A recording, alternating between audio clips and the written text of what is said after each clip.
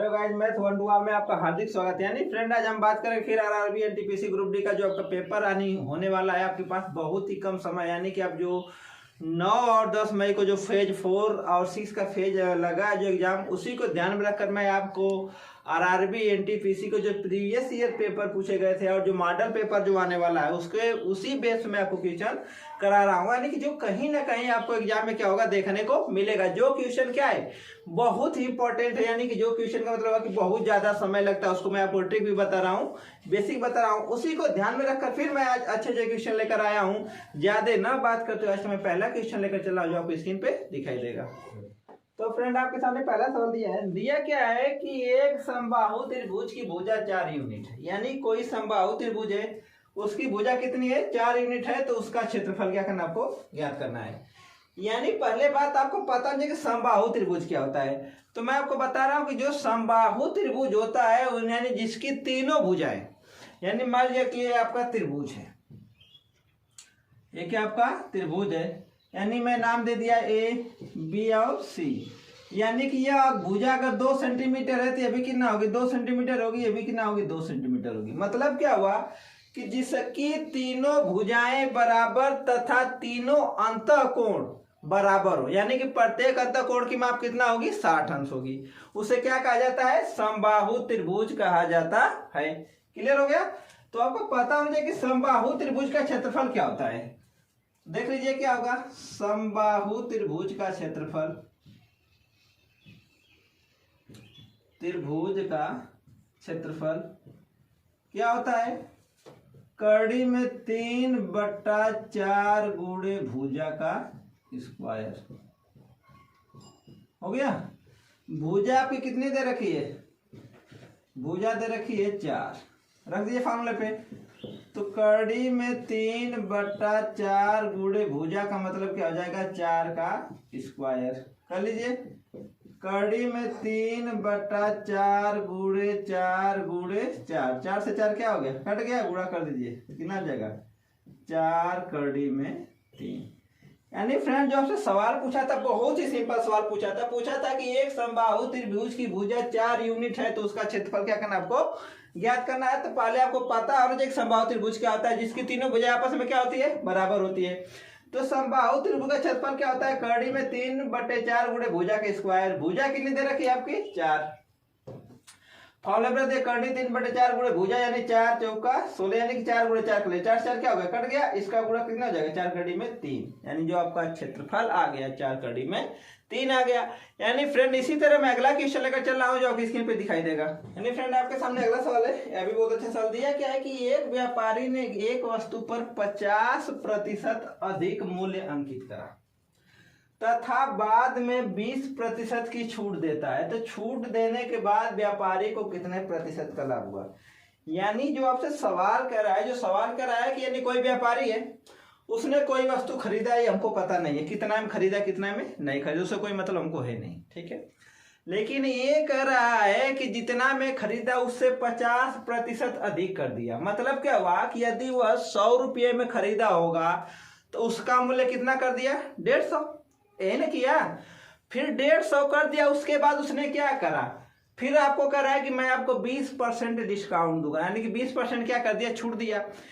तो पूछ रहा है कि छूट देने के बाद उसे कितना परसेंट का क्या हुआ? प्रॉफिट या लॉस हुआ, ठीक है। जैसे मेरा कहने मतलब हुआ कि कुछ पता नहीं है हमने, यानी कि उसने जो सीपी उसका मान लेते हैं कितना? 100 रुपया, ठीक है। यानी मेरा कहने का मतलब हुआ उसने खरीदा कितना में था? 100 रुपया में। अब एमआरपी कितना हो गया? एमआरपी यानी कि उसमें उसने कितना लगा दिया? 50% अधिक। मतलब जब मैं बता चुका हूं कि 50% अधिक तो 100 में प्लस 100 में माइनस, तो कितना हो गया? 150 हो गया। फिर कह रहा है कि उसने क्या किया? छूट दिया कितने का? 20% का। तो 150 गुणे छूट दिया 20% का, तो 100 से क्या करना आपको? माइनस। 150 से कितना निकाले? 80। 80 बेटा कितना हो जाएगा? 100। 1 कितना आ गया? 120। यानी मेरा कहने का मतलब है कि जब से सवाल पूछा था वो पूछा था कि एक व्यापारी ने एक वस्तु पर 50% अधिक मूल्य अंकित करता है तथा बाद में 20% की छूट देता है। छूट देने के बाद व्यापारी को कितने प्रतिशत का लाभ हुआ।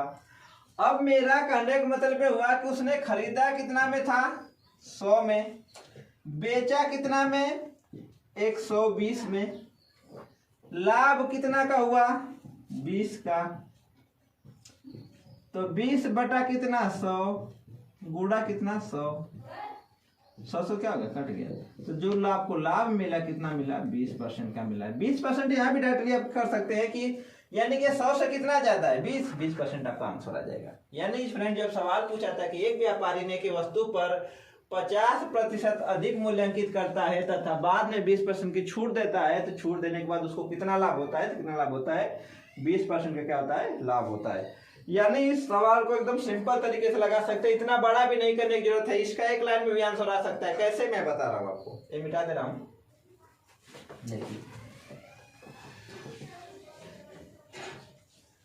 ठीक है, मान लीजिए 100 था, किया कितना 150, फिर बटा कितना 100% में, फिर कितना किया छूट दिया कितना 20 का 80 बटा कितना फिर 100 हो गया। 100 से 100 कट गया, 1 0 से 1 0 कट गया, 15 बटे कितना हो गया 120। 100 से कितना ज्यादा है ये 100 से कितना ज्यादा है 20, यानी 20% का आपका हो जाएगा आंसर हो जाएगा। यानी कि आपका इस तरीके से भी सवाल को क्या कर सकते हैं लगा सकते हैं। यानी फ्रेंड आपके सामने मैं अगला क्वेश्चन लेकर चल रहा हूँ जो बहुत ही क्या है महत्वपूर्ण है। यानी फ्रेंड आपके सामने जो अगला सवाल दिया क्या है कि 4000 रुपये के मूलधन पर 20% की वार्षिक दर से 2 वर्ष का साधारण ब्याज तथा चक्रवृद्धि ब्याज का अंतर क्या होगा। ठीक है, मैं आपको एकदम इसका सिंपल तरीका बता रहा हूँ, एकदम बेसिक नहीं एकदम ट्रिक बता रहा हूँ। करना क्या है 2 वर्ष है ना, तो 20 गुणे 20 कर लीजिए, बटा कर लिए कितना आपका 100 हो गया। 100 से 100 क्या क्या कट गया, कितना बचा आपका 4%, कितना बचा 4% ना। अब करना क्या है, यानी कि 100% की वैल्यू आपकी कितनी है 4000, तो 1% की कितनी हो जाएगी 4000 बटा कितना आपका हो जाएगा 100। निकालना कितना 4% का, तो 4% कितना आपका हो जाएगा, तो 4000 बटे कितना 100 गुणा कितना हो जाएगा 4 0 0 0 0 कितना हो गया 40 गुणे 4 4 जो कितना आपका हो गया 160। यानी फ्रेंड ये जो सिंपल तरीका है आपका ट्रिक सवाल एकदम सिंपल तरीका है कि 4000 रुपये के मूलधन पर 20% की वार्षिक दर से 2 वर्ष का साधारण ब्याज तथा चक्रवृद्धि ब्याज का अंतर क्या करना आपको ज्ञात करना है। ये तो आपका एकदम क्या हो गया, ये आपका एकदम ट्रिक हो गया। अगर इस सवाल को और एक तरीके से लगाएंगे तो लगा के देख लीजिए। अब आपको पता होगा कि जो साधारण ब्याज होता है हर साल क्या होता है बराबर होता है। ठीक है, तो एक तरफ लिखिए साधारण ब्याज,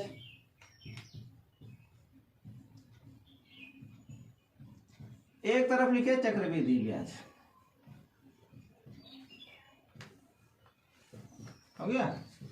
अब मैं साधारण ब्याज निकालता हूं 1 साल का, तो 4 यहां निकाल लिया जाए, यानी कि 4000 गुणे 20 बटा का 100 कितना हो जाएगा 800 हो गया।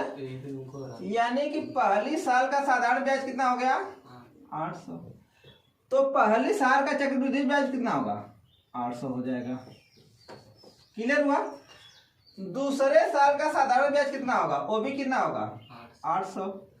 दूसरे साल का चक्रवृद्धि ब्याज कितना होगा 800 तो होगा प्लस 800 का 20% निकाल लिया जाए तो 800 का 20% निकालेंगे तो 20 बटा कितना 100, 8 दूना का 16, यानी हो गया 160 रुपया। क्लियर हुआ।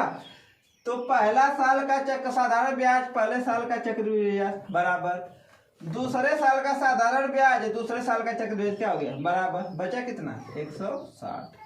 यानी आपसे जो सवाल पूछा था कि 4000 रुपये के मूलधन पर 20% की वार्षिक दर से 2 वर्ष का साधारण ब्याज तथा चक्रवृद्धि ब्याज का अंतर क्या होगा। तो मैं आपको 2 फार्मूले बता चुका, दोनों तरीके से आप सॉल्व कर सकते हैं। एकदम ट्रिक सवाल होता है एग्जाम में, अगर इतना समय निकालेंगे, अगर फार्मूला निकालेंगे साधारण ब्याज बराबर मूलधन गुणे दर गुणे समय बटा 100, फिर तो बहुत क्या हो जाएगा, लेंदी हो जाएगा। तो फ्रेंड आपके सामने मैं अगला क्वेश्चन लेकर चल रहा हूँ जो बहुत अच्छा सवाल है। फ्रेंड आपके सामने सवाल दिया है कि राम ने एक पेन 20 पैसे लाभ पर 36 रुपये में बेचा, यदि वह 33 रुपये में बेचता तो उसे कितने प्रतिशत का लाभ या हानि होती। यानी आपसे जो सवाल पूछा बहुत अच्छा सवाल है। दिया क्या है कि राम ने एक पेन 20% लाभ पर 36 में बेचा। हमको पता है कि वो यानी कि वह 36 रुपये में बेच रहा है तो उसे 20% का क्या हो रहा है, लाभ हो रहा है। यानी हमें पता नहीं है कि कितना में खरीदा। ये क्लियर हो गया कि वह 36 रुपये में बेच रहा है तो 20% का लाभ हुआ। फिर अगर कह रहा है कि यदि वह 33 रुपये में बेचता तो उसे कितने प्रतिशत का लाभ या हानि होता। आपको पता होगा कि जो लाभ या हानि होता है हमेशा किस पे होता है, हमेशा क्रय मूल्य पे होता है। किस पे होता है, हमेशा क्रय मूल्य पर। यदि हम इसका क्रय मूल्य निकाल रहे हैं तो हमको पता हो जाएगा कि लाभ हो रहा है कि हानि हो रहा है। अब ध्यान रखिएगा, एकदम सिंपल ट्रिक बता रहा हूं। 20% लाभ पर बेचा यानी कि वो मान लेते सीपी कितना उसका 100 था, 100% था ना, तो एसपी कितना हो गया आपका 120%। 20% के लाभ पे बेचा कितना 120% हो गया। तो यानी मैं कह सकता हूं कि 120% की वैल्यू कितना है, 36 है। तो 1% की वैल्यू कितना हो जाएगी, 36 बटा का 120। हमको सीपी निकालना है तो 100% की वैल्यू कितना आपकी हो जाएगी, 36 बटा 120 गुणा का 100। काट दीजिए, 12 36, यानी कितना हो गया 30 रुपया। यानी जो उसका सीपी निकल गया कितना निकल गया, 30 रुपया निकल गया। यानी कह रहा है कि उसने वस्तु को खरीदा कितना में था, 30 रुपया में। अब ये पूछ रहा है कि यदि वह उसे 33 रुपया में बेचता तो उसे कितने प्रतिशत का लाभ या हानि होता। तो आपको पता है कि बेच कितना में रहा है, एसपी 33 में, खरीदा कितना में, 30 में। यानी मेरा कहने का मतलब हुआ कि आप कोई वस्तु 30 रुपया में खरीदे है, 33 रुपया में बेच रहे हैं, तो आपको लाभ हो रहा है कितने का, 3 का। लाभ कितना का हुआ आपको, यानी कि 33 माइनस 30 कितना हो गया, 3 रुपये का। अब आपसे लाभ पूछने, लाभ प्रतिशत पूछा तो आपको पता होगा कि लाभ प्रतिशत बराबर क्या होता है, लाभ बटे क्रय मूल्य गुणा कितना होता है, 100। लाभ कितना आपका 3, क्रय मूल्य कितना आपका 30, गुणे कितना आपका 100। 0 से 0 काट दिए, 3 से 3 काट दिए, तो जो से लाभ हो रहा है कितना हो रहा है, 10% का हो रहा है। ये सवाल इतना बड़ा क्यों गया, क्योंकि तो एक ही लाइन में सवाल लग सकता था, लेकिन मुझे क्या करना है, आपको समझाना है। दिया क्या है कि राम ने एक पेन 20% लाभ पर 36 रुपया में बेचा। यदि वह 33 रुपये में बेचता तो उसे कितने प्रतिशत की लाभ या हानि होती है। हमको पता नहीं कि लाभ होगा कि हानि होगा, क्योंकि जो लाभ हानि होता है हमेशा क्रय मूल्य पे होता है। तो क्रय मूल्य 30 निकल गया, बेच रहा 33 में, 3 रुपये का लाभ हुआ, कितना हुआ, 10% का लाभ हो रहा है। आपके सामने मैं अगला क्वेश्चन लेकर चल रहा हूँ जो आपकी स्क्रीन पे दिखाई देगा। बहुत अच्छा सवाल दिया है कि एक थोक विक्रेता 1 रुपये की 7 हेयर क्लिप खरीदता है। यानी मेरा कहने का मतलब ये हुआ, उसने हेयर क्लिप कितना खरीदा, 7। कराए कि उससे 40% लाभ पाने के लिए 1 रुपये में कितनी क्लिप बेचनी पड़ेगी।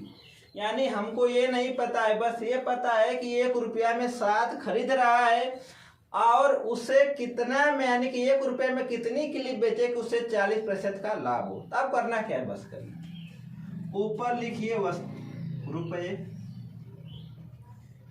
नीचे लिखिए वस्तु, हो गया। फिर गुणे लिखिए ऊपर लाभ, नीचे लिखिए 100।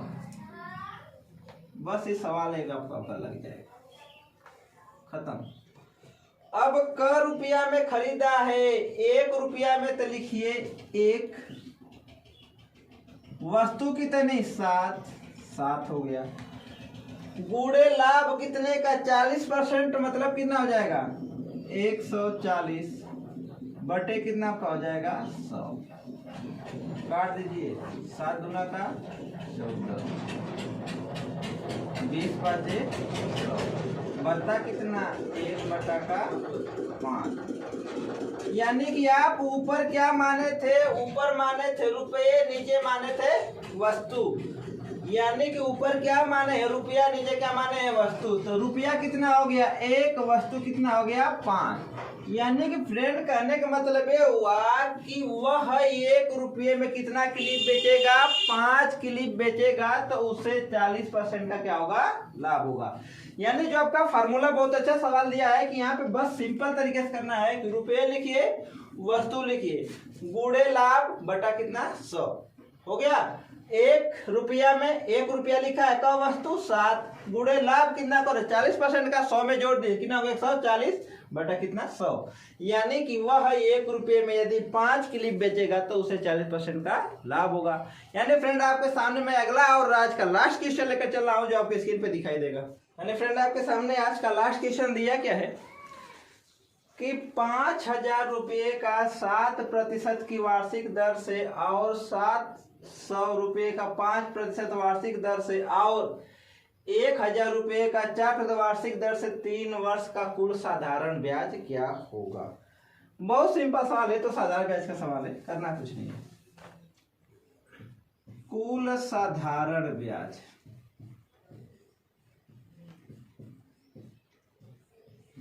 बराबर पाला निकाल लीजिए। 500 गुणे दर कितना 7, समय कितना 1 बटा कितना 100, फिर प्लस 700 गुणे कितना 10 बटा कितना 100 गुणे 1 साल ना, फिर प्लस 1000 गुणे 4 गुणे 1 बटा कितना हो जाएगा 100। अब आपको यहाँ पे कंफ्यूजन मत होगा कि नहीं कि 3 में सबसे गुणा करना है, नहीं 3 साल, 1 साल 2 साल और 3 साल कर दीजिए।